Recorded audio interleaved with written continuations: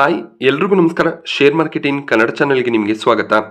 August 5ರ market ಅಪ್ಡೇಟ್ನ observe ಮಾಡೋದಾದ್ರೆ ಮಾರ್ಕೆಟ್ನಲ್ಲಿ ಇವತ್ತು ಸಾಕಷ್ಟು ವೀಕ್ನೆಸ್ ನೋಡೋದಕ್ಕೆ ಸಿಕ್ತು. ಒಂದು ಕ್ರಾಶ್ ಅಂತಾನೆ ಹೇಳ್ಬೋದಾಗುತ್ತೆ. ನಿಫ್ಟಿ 662 ಪಾಯಿಂಟ್ಗಳಷ್ಟು ಕರೆಕ್ಟ್ ಆಗಿದೆ. 24,055ರ ಲೆವೆಲಲ್ಲಿ ನಿಫ್ಟಿ ಕ್ಲೋಸಿಂಗ್ ಅನ್ನು ಕೊಟ್ಟಿದೆ. 2.5%ಗೂ ಹೆಚ್ಚಿನ ಕರೆಕ್ಷನ್ ನಿಫ್ಟಿಯಲ್ಲಿ ನೋಡೋದಕ್ಕೆ ಸಿಕ್ತು. ಅದೇ ರೀತಿಯಲ್ಲಿ ಸೆನ್ಸೆಕ್ಸ್ ಇವತ್ತು 2,200 ಪಾಯಿಂಟ್ಗೂ ಹೆಚ್ಚಿನ ಕರೆಕ್ಷನ್ನಲ್ಲಿ ಕ್ಲೋಸ್ ಆಗಿದೆ. 2.75%ನಷ್ಟು ಕರೆಕ್ಷನ್ ಸೆನ್ಸೆಕ್ಸ್ ಅಲ್ಲಿ ಕೂಡ ನೋಡೋದಕ್ಕೆ ಸಿಕ್ಕಿದೆ. ಹಾಗೆ ಬ್ಯಾಂಕ್ ನಿಫ್ಟಿ ಕೂಡ 2.5%ನಷ್ಟು ಕರೆಕ್ಟ್ ಆಗಿದೆ. ನಿಫ್ಟಿಯಲ್ಲಿ ಒಂದು ಗ್ಯಾಪ್ ಡೌನ್ ಓಪನಿಂಗ್ ನೋಡೋದಕ್ಕೆ ಸಿಕ್ಕಿತ್ತು. 24,350ರ ಅರೌಂಡಲ್ಲಿ ನಿಫ್ಟಿ ಓಪನ್ ಆಯಿತು. ಆ ಒಂದು ಲೆವೆಲ್ನಿಂದ ಕೂಡ ಕಂಟಿನ್ಯೂಸ್ ಸೆಲ್ಲಿಂಗ್ ನಮಗೆ ನೋಡೋದಕ್ಕೆ ಸಿಗ್ತದೆ. ಬಟ್ ಮಾರ್ಕೆಟ್ 24,000ದ ಲೆವೆಲ್ನ ಕೆಳಗಡೆ ಕೂಡ ಹೋಗಿತ್ತು. ಅಲ್ಲಿಂದ ಸ್ವಲ್ಪ ರಿಕವರಿ ನೋಡೋದಕ್ಕೆ ಸಿಕ್ಕಿದೆ. 24,000ದ ಸಪೋರ್ಟ್ ಒಂದು ಕ್ರೂಷಲ್ ಸಪೋರ್ಟ್ ಆಗಿರುತ್ತೆ. ಆ ಒಂದು ಲೆವೆಲ್ನ ಮೇಲ್ಗಡೆ ನಿಫ್ಟಿ ಟ್ರೇಡ್ ಆಗಬೇಕಾಗುತ್ತೆ. ಆಲ್ರೆಡಿ ಗಿಫ್ಟ್ ನಿಫ್ಟಿ 24,000ದ ಕೆಳಗಡೆ ಫಾಲ್ ಆಗ್ತಿರೋದು ಕಾಣಿಸ್ತದೆ. ಹಾಗೆ US ಫ್ಯೂಚರ್ಸ್ ಅನ್ನು ನಾವು ಅಬ್ಸರ್ವ್ ಮಾಡಿದಾಗ ಡೌ ಜೋನ್ಸ್ ಕೂಡ ನೆಗೆಟಿವ್ ಆಗಿ ಟ್ರೇಡ್ ಆಗ್ತದೆ. US ಮಾರ್ಕೆಟ್ಸ್ ಇನ್ನಷ್ಟೇ ಓಪನ್ ಆಗಬೇಕಾಗಿದೆ. ಸೊ ಒಂದು ನೆಗೆಟಿವ್ ಓಪನಿಂಗ್ ಅನ್ನೇ US ಮಾರ್ಕೆಟ್ಸ್ ನಲ್ಲಿ ಅಬ್ಸರ್ವ್ ಮಾಡಬಹುದಾಗುತ್ತೆ. ಹಾಗೆ ಯುರೋಪಿಯನ್ ಮಾರ್ಕೆಟ್ಸ್ ಕೂಡ ನೆಗೆಟಿವ್ ಆಗಿ ಓಪನ್ ಆಗಿದೆ. ಹಾಗೆ ಏಷ್ಯನ್ ಮಾರ್ಕೆಟ್ಸ್ ಗಳಲ್ಲಿ ಕೂಡ ಸಾಕಷ್ಟು ವೀಕ್ನೆಸ್ ನೋಡೋದಕ್ಕೆ ಸಿಗ್ತದೆ. ಎಸ್ಪೆಷಲಿ ನಮಗೆ ಜಪಾನ್ ಮಾರ್ಕೆಟ್ ನಲ್ಲಿ ಸಾಕಷ್ಟು ವೀಕ್ನೆಸ್ ನೋಡೋದಕ್ಕೆ ಸಿಗ್ತಾ ಇದೆ. ಸೊ ಕೇವಲ ಇಂಡಿಯನ್ ಮಾರ್ಕೆಟ್ಸ್ ಅಷ್ಟೇ ಅಲ್ಲದೆ ಗ್ಲೋಬಲ್ ಮಾರ್ಕೆಟ್ಸ್ ಗಳಲ್ಲಿ ಕೂಡ ಸಾಕಷ್ಟು ವೀಕ್ನೆಸ್ ಇದೆ. ಇಂಡಿಯನ್ ಮಾರ್ಕೆಟ್ಗಳ ಪ್ರಾಬ್ಲಮ್ ಅಲ್ಲ. ಸೊ ಗ್ಲೋಬಲ್ ಮಾರ್ಕೆಟ್ಸ್ಗಳಲ್ಲಿ ವೀಕ್ನೆಸ್ ಇರೋದ್ರಿಂದ ಅದರ ಒಂದು ಇಂಪ್ಯಾಕ್ಟ್ ಇಂಡಿಯನ್ ಮಾರ್ಕೆಟ್ಸ್ನಲ್ಲಿ ಕೂಡ ನೋಡೋದಕ್ಕೆ ಸಿಗ್ತದೆ. ಸೊ ಈ ಒಂದು ಆಪರ್ಚುನಿಟಿಯನ್ನು ನಾವು ಯೂಸ್ ಮಾಡ್ಕೋಬೇಕಾಗತ್ತೆ. ಸೊ ಒಳ್ಳೆ ಸ್ಟಾಕ್ಗಳನ್ನ ಒಳ್ಳೆ ಲೆವೆಲ್ಗಳಲ್ಲಿ ಆಡ್ ಮಾಡ್ಕೊಳ್ತಾ ಹೋಗಬೇಕಾಗತ್ತೆ. ಸೊ ಇವತ್ತಿನ ಈ ಒಂದು ಕ್ರಾಶ್ನ ಉಪಯೋಗವನ್ನು ನೀವು ಪಡ್ಕೊಂಡಿದ್ದೀರಾ ಅಂತ ನಾನು ಅನ್ಕೊಂಡಿದ್ದೀನಿ. ಸೊ ಈ ಒಂದು ಗ್ಲೋಬಲ್ ಮಾರ್ಕೆಟ್ ಕ್ರಾಶ್ಗೆ ಸಾಕಷ್ಟು ರೀಸನ್ಸ್ ಕೂಡ ಇದೆ. ಮೊದಲನೇದಾಗಿ US ನಲ್ಲಿ ರಿಸೆಷನ್ನ ಫಿಯರ್ ನೋಡೋದಕ್ಕೆ ಸಿಗ್ತದೆ. ಸೊ ರೀಸೆಂಟ್ ಆಗಿ ಜುಲೈ ತಿಂಗಳ ಜಾಬ್ ಡೇಟಾ ಬಂದಿತ್ತು. 1,14,000 ಜಾಬ್ಸ್ ಅಡಿಷನ್ ಆಗಿತ್ತು. ಆವ್ರೇಜ್ US ನಲ್ಲಿ ಪ್ರತಿ ತಿಂಗಳು 2 ಲಕ್ಷಕ್ಕೂ ಹೆಚ್ಚಿನ ಜಾಬ್ಸ್ ಅಲೋಕೇಟ್ ಆಗುತ್ತೆ. ಬಟ್ ಜುಲೈ ತಿಂಗಳಲ್ಲಿ ಸಾಕಷ್ಟು ಕಡಿಮೆ ಜಾಬ್ಸ್ಗಳು ಅಲಾಟ್ ಆಗಿದೆ. ಇದು ಎಂಪ್ಲಾಯ್ಮೆಂಟ್ ರೇಟ್ ಅನ್ನ ಇನ್ಕ್ರೀಸ್ ಮಾಡಿದೆ. ಎಂಪ್ಲಾಯ್ಮೆಂಟ್ ರೇಟ್ ಈಗ 4.3%ಗೆ ಇನ್ಕ್ರೀಸ್ ಆಗಿದೆ. ಸೊ ಇದರಿಂದ ಸ್ವಲ್ಪ ಕನ್ಸರ್ನ್ಸ್ ಮಾರ್ಕೆಟ್ ನಲ್ಲಿ ನೋಡೋದಕ್ಕೆ ಸಿಗ್ತದೆ. ಯಾವಾಗ ಜಾಬ್ ಅಡಿಷನ್ಸ್ ಕಡಿಮೆ ಆಗ್ತಾ ಹೋಗುತ್ತೆ ಅದು ರಿಸೆಷನ್ನ ಸಂಕೇತ ಆಗಿರುತ್ತೆ. ಆದ್ರಿಂದ ಮಾರ್ಕೆಟ್ ನಲ್ಲಿ ವೀಕ್ನೆಸ್ ನೋಡೋದಕ್ಕೆ ಸಿಗ್ತಾ ಇದೆ. ಸೊ ಅದರ ಜೊತೆಯಲ್ಲಿ bank of Japan interest rate ಅನ್ನು ಕೂಡ ಇನ್ಕ್ರೀಸ್ ಮಾಡಿದರೆ 25 ಬೇಸಿಸ್ ಪಾಯಿಂಟ್ 0.25% ನಷ್ಟು ಇಂಟ್ರೆಸ್ಟ್ ರೇಟ್ ಇನ್ಕ್ರೀಸ್ ಆಗಿದೆ. ಜಪಾನ್ ಕೂಡ ಎಕನಾಮಿಕ್ ಕಂಡೀಷನ್ಸ್ ಅಷ್ಟು ಸೂಟೇಬಲ್ ಆಗಿ ಇಲ್ಲ. ಆದ್ರಿಂದ ಅವರು ಇಂಟ್ರೆಸ್ಟ್ ರೇಟ್ ಅನ್ನ ಇನ್ಕ್ರೀಸ್ ಮಾಡಬೇಕಾಗಿದೆ. ಹಾಗೆಯೇ ಇನ್ನೊಂದು ನ್ಯೂಸ್ ಕೂಡ ಇದೆ. ಕ್ಯಾರಿ ಟ್ರೇಡ್ ಸ್ಟ್ರಾಟಜಿಯ ಮೇಲೆ ಕೂಡ ಸಾಕಷ್ಟು ಇಂಪ್ಯಾಕ್ಟ್ ಬೀಳ್ತಿರೋದು ಕಾಣಿಸ್ತದೆ. ಸಾಕಷ್ಟು ಫಾರೆಕ್ಸ್ ಟ್ರೇಡರ್ಸ್ಗಳು ಜಾಪನೀಸ್ ಬ್ಯಾಂಕ್ ನಿಂದ ಯೆನ್ ನಲ್ಲಿ ಲೋನ್ ಅನ್ನು ತಗೋತಿದ್ರು. ಜಪಾನ್ ನಲ್ಲಿ ಇಂಟ್ರೆಸ್ಟ್ ರೇಟ್ ಕಡಿಮೆ ಇದ್ರಿಂದ ಯೆನ್ ಅನ್ನ ಲೋನ್ ಆಗಿ ತಗೊಂಡು ಅದನ್ನ ಅವರು ಸ್ಟ್ರಾಂಗ್ ಕರೆನ್ಸೀಸ್ ಆಗಿರುವಂತ US ಡಾಲರ್ ಪೌಂಡ್ ನ ಮೇಲೆ ಇನ್ವೆಸ್ಟ್ ಮಾಡ್ತಿದ್ರು. US ಡಾಲರ್ ಪೌಂಡ್ ಅಪ್ರಿಷಿಯೇಟ್ ಆಗ್ತಿದ್ದಾಗ ಜಪನೀಸ್ ಕರೆನ್ಸಿ ಸ್ಟೇಬಲ್ ಆಗಿ ಇರ್ತಿತ್ತು.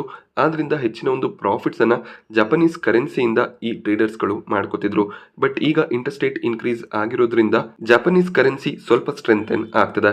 ಇದು ಫಾರೆಕ್ಸ್ ಟ್ರೇಡಿಂಗ್ ನಲ್ಲಿ ಕೂಡ ಇಂಪ್ಯಾಕ್ಟ್ ಅನ್ನ ತರ್ತಾ ಇದೆ.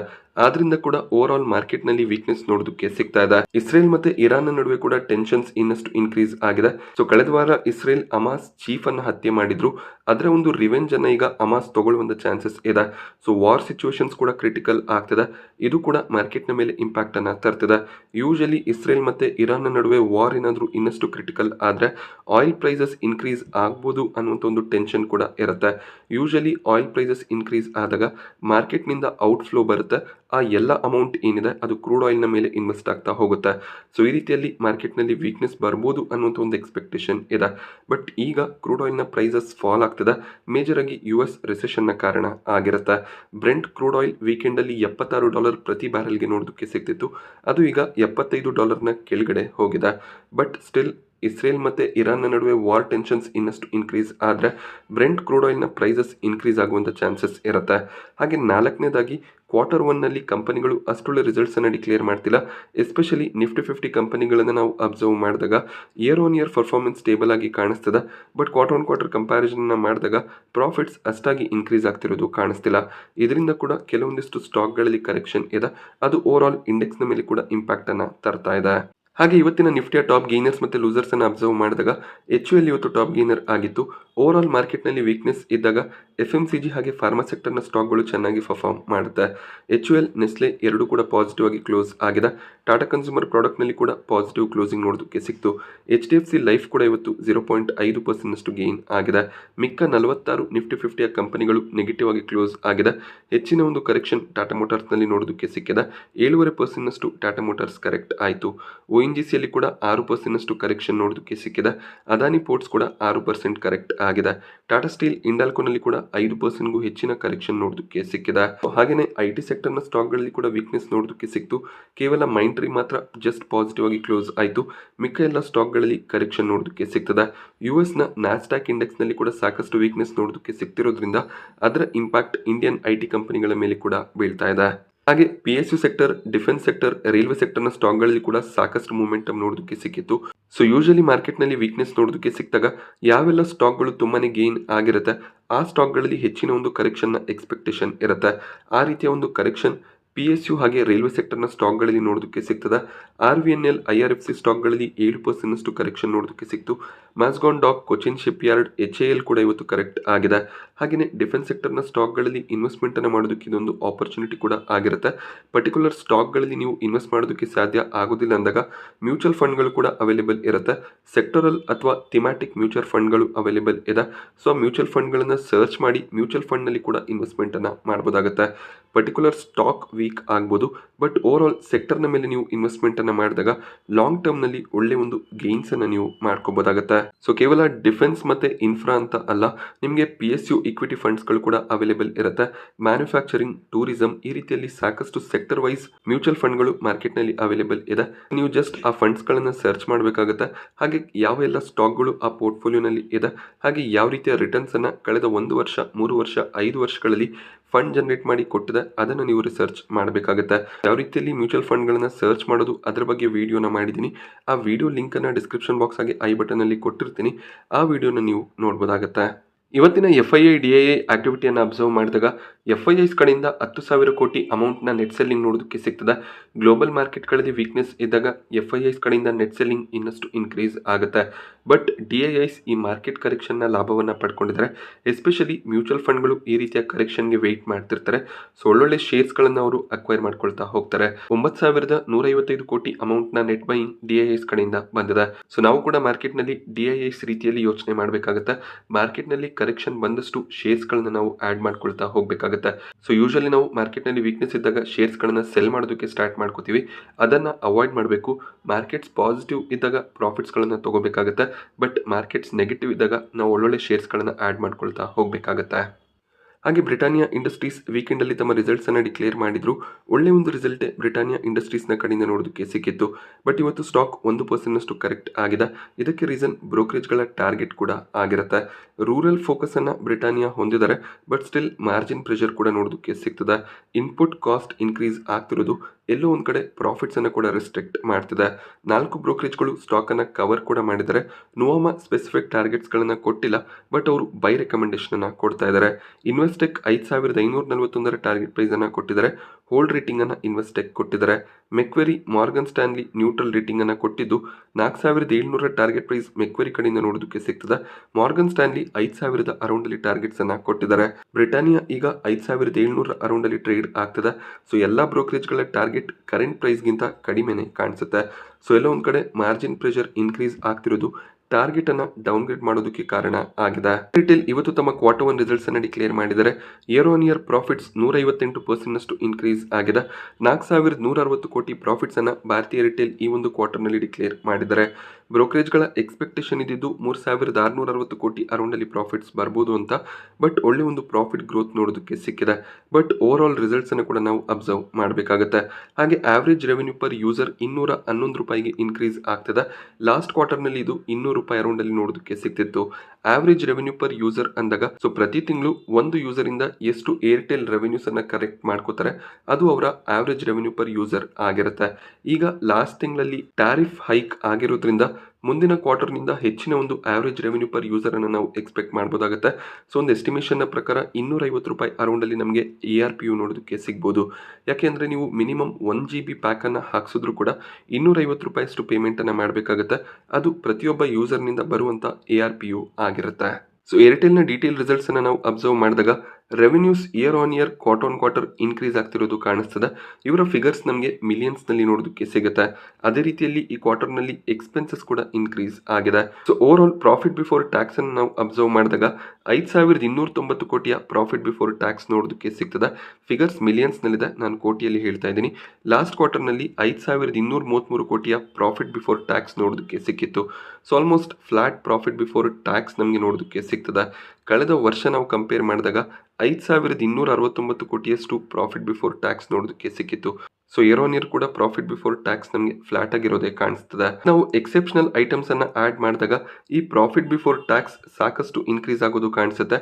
ಯಾಕೆ ಅಂದರೆ ಕಳೆದ ಕ್ವಾರ್ಟರ್ನಲ್ಲಿ 2,455 ಕೋಟಿಯಷ್ಟು ಎಕ್ಸೆಪ್ಷನಲ್ ಐಟಮ್ಸ್ ಅನ್ನು ಇವರು ಡಿಕ್ಲೇರ್ ಮಾಡಿದ್ರು. ಟೋಟಲ್ ಪ್ರಾಫಿಟ್ ಏನಿದೆ ಅದು ಕಡಿಮೆ ಆಗಿತ್ತು. ಬಟ್ ಈ ಒಂದು ಕ್ವಾರ್ಟರ್ನಲ್ಲಿ ಅಡಿಷನಲ್ ಇನ್ಕಮ್ ಇವ್ರಿಗೆ ಜನರೇಟ್ ಆಗ್ತದೆ. ಆದ್ರಿಂದ 4,159 ಕೋಟಿಯ ಪ್ರಾಫಿಟ್ಸ್ ಡಿಕ್ಲೇರ್ ಆಗಿದೆ. ಲಾಸ್ಟ್ ಕ್ವಾರ್ಟರ್ನಲ್ಲಿ ಪ್ರಾಫಿಟ್ 2,071 ಕೋಟಿ ಅರೌಂಡಲ್ಲಿ ಇತ್ತು. ಹಾಗೆ 2023 ಜೂನ್ನಲ್ಲಿ 1,612 ಕೋಟಿ ಪ್ರಾಫಿಟ್ಸ್ ಅನ್ನು ಡಿಕ್ಲೇರ್ ಮಾಡಿದ್ರು. ಸೊ ಎಕ್ಸೆಪ್ಷನಲ್ ಐಟಮ್ಸ್ನಿಂದ ಪ್ರಾಫಿಟ್ ಇನ್ಕ್ರೀಸ್ ಆಗ್ತಿರೋದು ಕಾಣಿಸ್ತದೆ. ಪ್ರಾಫಿಟ್ ಬಿಫೋರ್ ಟ್ಯಾಕ್ಸ್ ಅನ್ನು ಅಬ್ಸರ್ವ್ ಮಾಡಿದಾಗ ರಿಸಲ್ಟ್ ಫ್ಲಾಟ್ ಆಗಿರೋದು ಕಾಣಿಸುತ್ತೆ. ಸೊ ಭಾರತೀಯ ಏರ್ಟೆಲ್ ಕೂಡ ಇವತ್ತು 1.5%ಗೂ ಹೆಚ್ಚಿನ ಕರೆಕ್ಷನ್ನೊಂದಿಗೆ ಕ್ಲೋಸಿಂಗ್ ಅನ್ನು ಕೊಟ್ಟಿದೆ. ನೋಡಬೇಕಾಗುತ್ತೆ ಈ ಒಂದು ರಿಸಲ್ಟನ್ನು ಬ್ರೋಕರೇಜ್ಗಳು ಯಾವ ರೀತಿಯಲ್ಲಿ ತಗೋತಾರೆ, ಹಾಗೆ ಎಷ್ಟು ಟಾರ್ಗೆಟ್ಸ್ಗಳನ್ನು ಕೊಡ್ತಾರೆ ಅಂತ. ನಾನು ಆಲ್ರೆಡಿ ಹೇಳಿದ ರೀತಿಯಲ್ಲಿ ಮುಂದಿನ ಕ್ವಾರ್ಟರ್ನಿಂದ ARPU ಇನ್ಕ್ರೀಸ್ ಆಗುತ್ತೆ. ಅದು ಏರ್ಟೆಲ್ಗೆ ಪಾಸಿಟಿವ್ ಆಗಿರುತ್ತೆ. ಆದ್ದರಿಂದ ಒಳ್ಳೆ ಒಂದು ಟಾರ್ಗೆಟ್ನ ಎಕ್ಸ್ಪೆಕ್ಟೇಷನ್ ಬ್ರೋಕರೇಜ್ಗಳ ಕಡೆಯಿಂದ ಇರುತ್ತೆ. IPOಗಳ ವಿಚಾರಕ್ಕೆ ಬಂದಾಗ ಅಕ್ಯೂಮ್ಸ್ ನಾಳೆ ಮಾರ್ಕೆಟ್ನಲ್ಲಿ ಲಿಸ್ಟ್ ಆಗ್ತದೆ. ಪ್ರೀಮಿಯಂ ಇನ್ನಷ್ಟು ಫಾಲ್ ಆಗ್ತಿರೋದು ಕಾಣಿಸ್ತದೆ. ಓವರ್ ಆಲ್ ಮಾರ್ಕೆಟ್ನಲ್ಲಿ ಕರೆಕ್ಷನ್ ಇದ್ದಾಗ IPO GMP ಕೂಡ ಫಾಲ್ ಆಗೋದಕ್ಕೆ ಸ್ಟಾರ್ಟ್ ಆಗುತ್ತೆ. ಕೇವಲ 8% ಲಿಸ್ಟಿಂಗ್ ಏನ ಎಕ್ಸ್ಪೆಕ್ಟೇಷನ್ ಇವತ್ತು ನೋಡೋದಕ್ಕೆ ಸಿಗ್ತದೆ. ಸೊ ನಾಳೆ ಲಿಸ್ಟಿಂಗ್ನ ಟೈಮ್ನಲ್ಲಿ ಮಾರ್ಕೆಟ್ ನೆಗೆಟಿವ್ ಇದ್ರೆ ಒಂದು ಫ್ಲಾಟ್ ಅಥವಾ ನೆಗೆಟಿವ್ ಲಿಸ್ಟಿಂಗ್ ಅನ್ನು ಎಕ್ಸ್ಪೆಕ್ಟ್ ಮಾಡಬಹುದಾಗುತ್ತೆ. ಅಕ್ಯೂಮ್ಸ್ IPO ನಿಮಗೆ ಅಲಾಟ್ ಆಗಿದ್ರೆ ಅಕಸ್ಮಾತ್ ಫ್ಲಾಟ್ ಅಥವಾ ನೆಗೆಟಿವ್ ಆಗಿ ಓಪನ್ ಆದರೆ ಸ್ವಲ್ಪ ಟೈಮ್ ನೀವು ಶೇರ್ಸ್ಗಳನ್ನು ಹೋಲ್ಡ್ ಮಾಡ್ಕೋಬಹುದಾಗುತ್ತೆ. ಸ್ವಲ್ಪ ಪ್ರಾಫಿಟ್ ಕಾಣಿಸಿದಾಗ ಆಗ ನೀವು ಶೇರ್ಸ್ಗಳನ್ನು ಸೆಲ್ ಮಾಡ್ಬೋದು. ಸೊ ನಾನು IPO ರಿವ್ಯೂ ಟೈಮಲ್ಲಿ ಕೂಡ ನಿಮಗೆ ಹೇಳಿದ್ದೆ. ಸೊ ಅಕ್ಯೂಮ್ಸ್ ಅಲ್ಲಿ ಅಪ್ಲೈ ಮಾಡ್ತೀರಾ ಅಂದ್ರೆ ಲಿಸ್ಟಿಂಗ್ ಏನ ಫೋಕಸ್ ಅನ್ನ ಮಾತ್ರ ಇಟ್ಕೊಳ್ಳಿ ಅಂತ. ಅಕಸ್ಮಾತ್ ಏನಾದರೂ ಒಳ್ಳೆ ಒಂದು ಲಿಸ್ಟಿಂಗ್ ಅಂದ್ರೆ 10% ಅಷ್ಟು ಗೇನ್ಸ್ ನೋಡೋದಕ್ಕೆ ಸಿಕ್ಕಿದ್ರೆ ಲಿಸ್ಟಿಂಗ್ ನಲ್ಲಿ ನೀವು ಎಕ್ಸಿಟ್ ಆಗ್ಬೋದಾಗತ್ತೆ. ಹಾಗೆ ಸಿಗಲ್ ಇಂಡಿಯಾದ ಕೊನೆ ದಿನದ ಸಬ್ಸ್ಕ್ರಿಪ್ಷನ್ ಎಂಡ್ ಆಗಿದೆ. ರಿಟೇಲ್ ಕ್ಯಾಟಗರಿಯಲ್ಲಿ 4 ಟೈಮ್ನ ಸಬ್ಸ್ಕ್ರಿಪ್ಷನ್ ನೋಡೋದಕ್ಕೆ ಸಿಕ್ಕಿದೆ.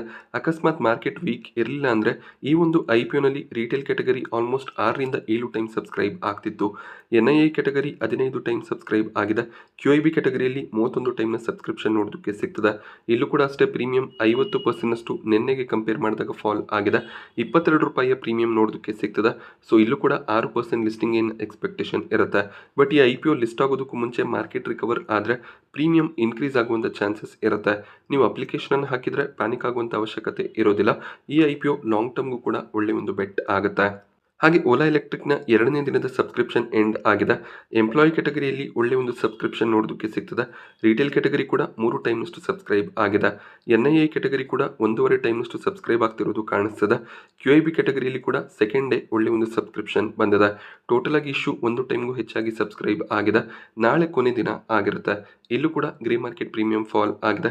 ಕೇವಲ 6% ಲಿಸ್ಟಿಂಗ್ ಏನ್ ಎಕ್ಸ್ಪೆಕ್ಟೇಷನ್ ಇದೆ. But Ola electric long term bet ಆಗಿರುತ್ತೆ. ಆದ್ರಿಂದ ಲಾಂಗ್ ಟರ್ಮ್ನ ಪರ್ಸ್ಪೆಕ್ಟಿವ್ ಇದ್ರೆ ನೀವು ಅಪ್ಲಿಕೇಶನ್ ಅನ್ನ ಹಾಕ್ಬೋದಾಗುತ್ತೆ. So TVS motor, Bajaj auto ಹಾಗೆ ಹೀರೋ ಮೋಟೋಗೆ ಕಂಪೇರ್ ಮಾಡಿದಾಗ ಓಲಾ ಎಲೆಕ್ಟ್ರಿಕ್ ಒಂದು ಬೆಟರ್ ಚಾಯ್ಸ್ ಆಗುತ್ತೆ ಅಂತ ನಾವು ಅಬ್ಸರ್ವ್ ಮಾಡಿದಾಗ ಕಳೆದ ಫಿನಾನ್ಷಿಯಲ್ ಇಯರ್ ಅಂದ್ರೆ 2024 ಫಿನಾನ್ಷಿಯಲ್ ಇಯರ್ನಲ್ಲಿ ಓಲಾ ಎಲೆಕ್ಟ್ರಿಕ್ ಸಾಕಷ್ಟು ಮಾರ್ಕೆಟ್ ಶೇರ್ ಅನ್ನು ಅಕ್ವೈರ್ ಮಾಡ್ಕೊಂಡಿದ್ದಾರೆ. ಈಗ ಓಲಾ ಎಲೆಕ್ಟ್ರಿಕ್ EV ಸೆಗ್ಮೆಂಟ್ 2 ವೀಲರ್ಸ್ನಲ್ಲಿ 35% ಅಷ್ಟು ಮಾರ್ಕೆಟ್ ಶೇರ್ ಅನ್ನು ಕಮಾಂಡ್ ಮಾಡ್ತಿದ್ದಾರೆ. ಸೊ ಈ ಒಂದು ಫಿಗರ್ 2025 ಫಿನಾನ್ಷಿಯಲ್ ಇಯರ್ನಲ್ಲಿ ಇನ್ನಷ್ಟು ಇನ್ಕ್ರೀಸ್ ಆಗುವಂಥ ಚಾನ್ಸಸ್ ಇದೆ. ಆದ್ರಿಂದ EV ಸೆಗ್ಮೆಂಟ್ನಲ್ಲಿ ಒಳ್ಳೆ ಒಂದು ಬೆಟ್ ಆಗುತ್ತೆ. ಬಟ್ ಓಲಾ ಎಲೆಕ್ಟ್ರಿಕ್ ಸದ್ಯಕ್ಕೆ ಒಂದು ಲಾಸ್ ಮೇಕಿಂಗ್ ಬಿಸ್ನೆಸ್ ಆಗಿದೆ. ಸೊ ಓಲಾ ಎಲೆಕ್ಟ್ರಿಕ್ ಪ್ರಾಫಿಟಬಲ್ ಆಗೋದಕ್ಕೆ ಇನ್ನೂ 2 ರಿಂದ 3 ವರ್ಷದ ಸಮಯ ಆಗ್ಬೋದು. ಬಟ್ ನೀವು ಸೇಲ್ಸನ್ನು ಅಬ್ಸರ್ವ್ ಮಾಡಿದಾಗ ಓವರ್ ಆಲ್ ಒಳ್ಳೆ ಒಂದು ಸೇಲ್ಸ್ ಅನ್ನ ಓಲಾ ಎಲೆಕ್ಟ್ರಿಕ್ ಡಿಕ್ಲೇರ್ ಮಾಡ್ತಿದ್ದಾರೆ. ಓಲಾ ಎಲೆಕ್ಟ್ರಿಕ್ ನಲ್ಲಿ ಸಾಕಷ್ಟು ಜನಕ್ಕೆ ನೆಗೆಟಿವ್ ಎಕ್ಸ್ಪೀರಿಯನ್ಸ್ ಕೂಡ ಇದೆ. ಸೊ ನೀವು ಈ ಕಂಪನಿಯನ್ನ ಅವಾಯ್ಡ್ ಮಾಡ್ಬೋದು. ಬಟ್ ಫ್ಯೂಚರ್ ನಲ್ಲಿ ಗ್ರೋತ್ ಆಗುತ್ತೆ ಅನ್ನುವಂಥ ಎಕ್ಸ್ಪೆಕ್ಟೇಷನ್ ನಿಮಗೆ ಇದ್ರೆ ಖಂಡಿತವಾಗ್ಲೂ IPO ನಲ್ಲಿ ಅಪ್ಲೈ ಮಾಡ್ಬೋದಾಗುತ್ತೆ, ಅಥವಾ ಮಾರ್ಕೆಟ್ ನಲ್ಲಿ ಲಿಸ್ಟ್ ಆದ್ಮೇಲೆ ಸ್ವಲ್ಪ ಶೇರ್ಸ್ ಗಳನ್ನ ನೀವು ಬೈ ಮಾಡ್ಕೋಬಹುದಾಗುತ್ತೆ. ಹಾಗೆ ಫಸ್ಟ್ ಕ್ರೈ IPO ನಾಳೆ ಸಬ್ಸ್ಕ್ರಿಪ್ಷನ್ಗೆ ಓಪನ್ ಆಗ್ತದೆ. ಈ ಒಂದು IPO ನಲ್ಲಿ ಕೂಡ ಪ್ರೀಮಿಯಂ ಸಾಕಷ್ಟು ಫಾಲ್ ಆಗಿದೆ. ಸೊ ಫಸ್ಟ್ ಕ್ರೈ ಕೂಡ ಒಂದು ಲಾಸ್ ಮೇಕಿಂಗ್ ಬಿಸ್ನೆಸ್ ಆಗಿದೆ. ಇಲ್ಲೂ ಕೂಡ ಲಾಂಗ್ ಟರ್ಮ್ ಪರ್ಸ್ಪೆಕ್ಟಿವ್ ಅನ್ನೇ ನೀವು ಇಟ್ಕೋಬೇಕಾಗುತ್ತೆ. ನಾನಿವತ್ತು ನಿಮಗೆ ಮಾರ್ಕೆಟ್ನ ಬಗ್ಗೆ ಕೊಟ್ಟಂತ ಇನ್ಫಾರ್ಮೇಷನ್ ಇಷ್ಟ ಆದರೆ ವಿಡಿಯೋನ ಲೈಕ್ ಮಾಡಿ. ಹಾಗೆ ಇದೇ ರೀತಿಯ ಮಾರ್ಕೆಟ್ ಅಪ್ಡೇಟ್ಸ್ಗಳಿಗೋಸ್ಕರ ಚಾನಲ್ನ ಸಬ್ಸ್ಕ್ರೈಬ್ ಮಾಡ್ಕೊಳ್ಳಿ. Thank you friends.